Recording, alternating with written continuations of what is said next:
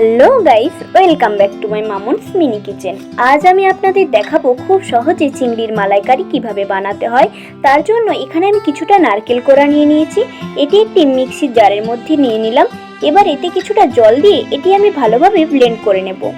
Blend করা নারকেল কোড়াটি আমি একটি ছাঁকনির মধ্যে দিয়ে সুন্দর করে উপর থেকে প্রেস করে নিচ্ছি এবং নারকেলের দুধ তৈরি করে নিচ্ছি।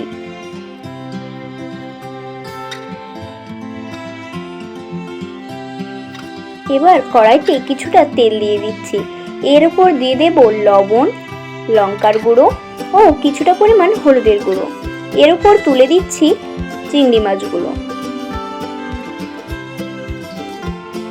মাছগুলো একটু নাড়াচাড়া করে ভেজে নিতে হবে। খুব বেশি ভাজার দরকার নেই, নয়তো শক্ত হয়ে যেতে পারে। এবং এখনো পর্যন্ত আমার চ্যানেলটিকে যদি আপনারা সাবস্ক্রাইব করে না থাকেন, অবশ্যই সাবস্ক্রাইব করে দিন এবং পাশে থাকা বেল আইকনটি প্রেস করে দিন। চিংড়ি মাছগুলো আমার ভালোভাবে ভাজা হয়ে গেছে। এবার আমি আরো কয়েকটি চিংড়ি মাছ ভেজে নিচ্ছি।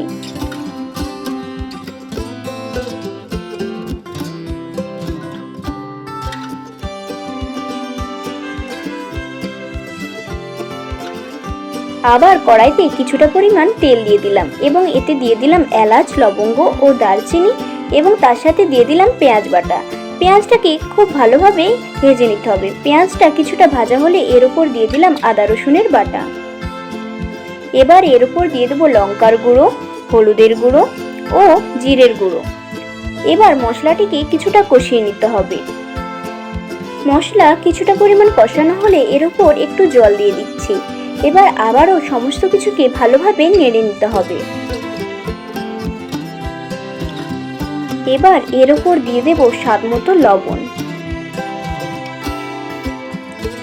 এবার এর উপর দিয়ে দিচ্ছি কাজু ও পোস্ত বাটা। আমি বাটিটি ধুয়ে আরো একটু জল দিয়ে দিলাম। আবারও মশলাটিকে একটু ভালোভাবে কষিয়ে নিচ্ছি। মশলা কিছুটা কষানো হলে দিয়ে দিচ্ছি নারকেলের দুধ।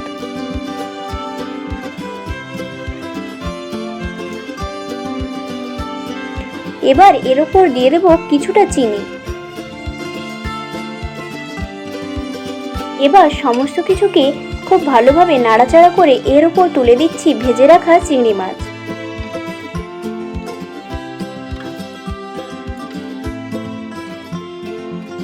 এবার কিছুক্ষণ নাড়াচাড়া করে নিলেই তৈরি আমাদের চিংড়ির মালাইকারি। আপনারা দেখতেই পাচ্ছেন মালাইকারিটি আমার খুব ভালোভাবেই তৈরি হয়ে গেছে। এবার এটি আমি একটি পাত্রের মধ্যে নামিয়ে নিচ্ছি। আমার ভিডিও যদি আপনাদের ভালো লেগে থাকে তাহলে অবশ্যই শেষে একটি লাইক, কমেন্ট এবং শেয়ার করে যাবেন।